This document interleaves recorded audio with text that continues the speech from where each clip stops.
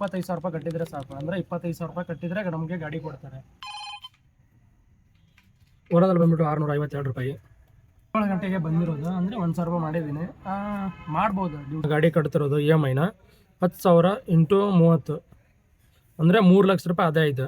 3 ಲಕ್ಷ ರೂಪಾಯಿ 25,000 ರೂಪಾಯಿಗೂ ಕೊಡ್ತಾರೆ ಅಂದ್ಬಿಟ್ಟು. ಸೊ ನಿಜವಾಗ್ಲೂ ಕೊಡ್ತಾರೆ. 25,000 ರೂಪಾಯಿ ಫಸ್ಟು ನಾವು ಗಾಡಿ ಕೊಟ್ಟು ಗಾಡಿನ ತೊಗೊಳ್ಬೇಕು.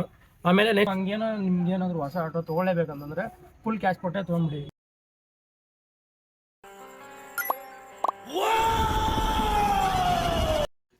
ನಮಸ್ಕಾರ ಸ್ನೇಹಿತರೆ, ನಾನು ನಿಮ್ಮ ಆಟೋ ಬ್ರೋ.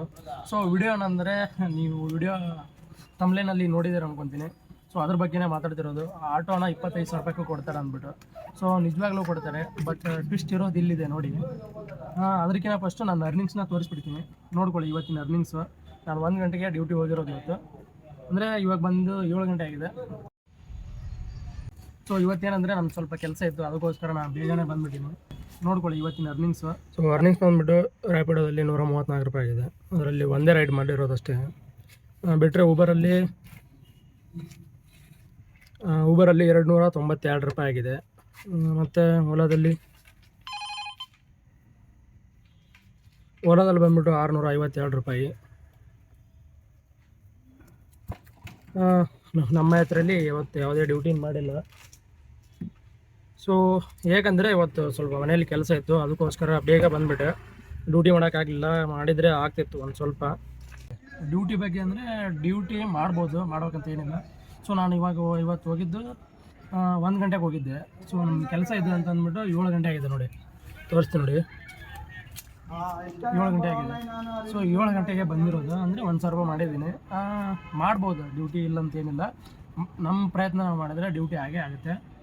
ನಮ್ಮ ಗಾಡಿ ರೇಟ್ ಬಂದುಬಿಟ್ಟು 2,97,000 ರೂಪಾಯಿ ಇದೆ. ಸೊ ಇವಾಗ ನಾವು EMIಯಲ್ಲಿ ತೊಗೋಬೇಕಂದ್ರೆ ಫಸ್ಟು ಸ್ಟಾರ್ಟಿಂಗಲ್ಲಿ 25,000 ರೂಪಾಯಿ ಕಟ್ಟಿದರೆ ಸಾಕು. ಅಂದರೆ 25,000 ರೂಪಾಯಿ ಕಟ್ಟಿದರೆ ನಮಗೆ ಗಾಡಿ ಕೊಡ್ತಾರೆ. ಅಂದರೆ ನೋಡಿ, ಇಲ್ಲೇ ನಿಮಗೆ ತೋರಿಸ್ತೀನಿ ನೋಡಿ. ಅಂದರೆ ನಮಗೆ ಗಾಡಿ ಕೊಡೋದು 25,000 ರೂಪಾಯಿ ಕೊಟ್ಟರೆ ಗಾಡಿ ಕೊಡೋದು ನೋಡಿ. 25,000 ರೂಪಾಯಿ ಫಸ್ಟು ನಾವು ಗಾಡಿ ಕೊಟ್ಟು ಗಾಡಿನ ತೊಗೊಳ್ಬೇಕು. ಆಮೇಲೆ ನೆಕ್ಸ್ಟ್ ದಿನ ನಾವು EMI ಮಾಡ್ಸೋಕೆ ಹೋಗ್ತೀವಿ ನೋಡಿ, ಅವಾಗ 25,000 ರೂಪಾಯಿ ಕೊಡಬೇಕು. ಟೋಟಲಾಗಿ 50,000 ಆಯಿತು. ಮತ್ತು ಆ EMIನ ನಮಗೆ ಮಾಡಿಕೊಡ್ತಾರಲ್ವ, EMI ಮಾಡಿಕೊಡ್ತಾರಲ್ಲ, ಅವ್ರಿಗೆ 5,000 ರೂಪಾಯಿ ಕೊಡ್ಬೇಕಲ್ಲಿ. ಅಂದರೆ 55,000 ರೂಪಾಯಿ ಆಯ್ತು ಅಲ್ಲಿ. ಪ್ಲಸ್ಸು ಮತ್ತು ನೀವು ಗಾಡಿ ಪಾಸಿಂಗ್ ಹೋಗ್ತೀರಿ ನೋಡಿ, ಗಾಡಿ ಪಾಸಿಂಗಿಗೆ ಹೋದಾಗ ಅಲ್ಲಿ 35,000 ರೂಪಾಯಿ ಕೊಡಬೇಕು.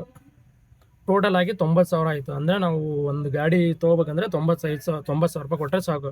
95,000 ರೂಪಾಯಿ ಕೊಟ್ಟರೆ ಗಾಡಿ ಕೊಡ್ತಾರೆ. ಅಂದರೆ ಇದು ನಾ ತೊಗೊಂಡಿರೋ ಕಡೆ ಗಾಡಿ ಇಷ್ಟು ರೇಟ್ ಇರೋದು. ಬಟ್ ಇನ್ನೊಂದು ಕಡೆ ಏನಿರುತ್ತೆ, 50,000 ರೂಪಾಯಿ ಕೊಡ್ತಾರೆ. ಫಸ್ಟು ಸ್ಟಾರ್ಟಿಂಗಲ್ಲಿ 50,000 ರೂಪಾಯಿ ಕೊಟ್ಟು ಆಮೇಲೆ ಬಾಕಿ ಅಂದರೆ ಒಂದು ಸ್ವಲ್ಪ ಟೈಮ್ ಕೊಡ್ತಾರೆ. ಆ ಟೈಮಲ್ಲಿ ನೀವು ಅಮೌಂಟ್ನ ಪೇ ಮಾಡಬೇಕಾಗತ್ತೆ. ಸೊ ಹಂಗೇನೋ ನಿಮ್ಗೇನಾದರೂ ಹೊಸ ಆಟೋ ತೊಗೊಳ್ಳೇಬೇಕಂತಂದರೆ ಫುಲ್ ಕ್ಯಾಶ್ ಕೊಟ್ಟೆ ತೊಗೊಂಡ್ಬಿಡಿ. ಇವಾಗ ನೋಡಿ, ಇದು 90,000 ಪ್ಲಸ್ಸು ಅಂದರೆ 30 ಕಂತಿದೆ. 30 EMI ಅಂದರೆ ಇದು ಬೇಡ, ಇದು ಆಮೇಲೆ ನೋಡೋಣ. ಸೊ ನೋಡಿ, 10,000 ರೂಪಾಯಿ ನಾನು ಗಾಡಿ ಕಟ್ತಿರೋದು EMI 10,000 ಇಂಟು 30 ಅಂದರೆ 3 ಲಕ್ಷ ರೂಪಾಯಿ ಅದೇ ಇದೆ. 3 ಲಕ್ಷ ರೂಪಾಯಿ ಪ್ಲಸ್ 90,000 ಅಂದರೆ 3,90,000 ರೂಪಾಯಿ ನಮ್ಮ ಗಾಡಿ. ನೋಡಿದ್ರಲ್ಲ ಎಷ್ಟಾಯ್ತು ಅಂತ. ಸೊ ಇವಾಗ ಹೊಸ ಆಟೋ ರೇಟ್ ಬಂದುಬಿಟ್ಟು 2,87,000 ರೂಪಾಯಿ ಇದೆ. ನಮ್ಮ ಗಾಡಿಗೆ 3,90,000 ರೂಪಾಯಿ ಕೊಟ್ಟರೆ ನಮ್ಮ ಗಾಡಿ ಆಗುತ್ತೆ. ಅಂದರೆ ನೀವೇ ಥಿಂಕ್ ಮಾಡಿ, 1 ಲಕ್ಷ ರೂಪಾಯಿ ನಾವು ಬರೀ ಇಂಟ್ರೆಸ್ಟೇ ಕಟ್ಟಬೇಕಾಗುತ್ತೆ. ಸೊ ಹೊಸಬ್ರೇನಾದರೂ ಹೊಸ ಗಾಡಿ ತೊಗೋಬೇಕಂತಿದ್ರೆ ನೀವು ಫುಲ್ ಕ್ಯಾಶಲ್ಲೇ ತೊಗೊಂಬಿಡಿ.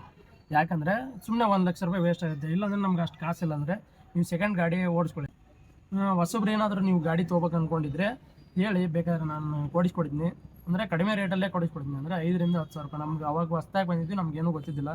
ಸೊ ಇವಾಗ ಏನಾದರೂ ನಿಮಗೆ ಹೊಸ ಆಟೋ ನೀವು ತೊಗೊಳೋಕ್ಕೆ ಇಂಟ್ರೆಸ್ಟ್ ಇದ್ದರೆ ಹೇಳಿ, ಬೇಕಾದ್ರೆ ಕೆಳಗಡೆ ಕಮೆಂಟ್ ಮಾಡಿ. ನಾನು ಬೇಕಾದರೆ ಕಡಿಮೆ ರೇಟಲ್ಲೇ ಕೊಡಿಸ್ಕೊಡ್ತೀನಿ. ನನಗೇನು ಅಮೌಂಟ್ ಏನು ಕೊಡೋದೇನು ಬೇಡ. ಮತ್ತು ಇನ್ನೊಂದು ಏನಪ್ಪ ಅಂದರೆ, ಸರಿ ಆಯಿತು, ಆಲ್ಮೋಸ್ಟ್ ಎಲ್ಲ ಹೇಳಿದ್ದೀನಿ ಅಂದ್ಕೊತೀನಿ. ಸೊ ಏನಾದರೂ ಡೌಟ್ ಇದ್ದರೆ ಕೆಳಗಡೆ ಕಮೆಂಟ್ ಮಾಡಿ, ನಾನು ನಿಮಗೆ ರಿಪ್ಲೈ ಮಾಡ್ತೀನಿ. ಸೊ ಅಲ್ಲಿವರೆಗೂ ಮತ್ತೆ ಸಿಗೋಣ ನೆಕ್ಸ್ಟ್ ವಿಡಿಯೋದಲ್ಲಿ. ದುಡ್ಡೇನ್ ಸ್ವಾಮಿ, ತಲೆ ಎಡ್ಕರು ಸಂಪಾದನೆ ಮಾಡ್ತಾರೆ. ಜನರನ್ನ ಜಾಗೃತರನ್ನಾಗಿ ಮಾಡೋದು ಅದೇ ನಮ್ಮ ಉದ್ದೇಶ.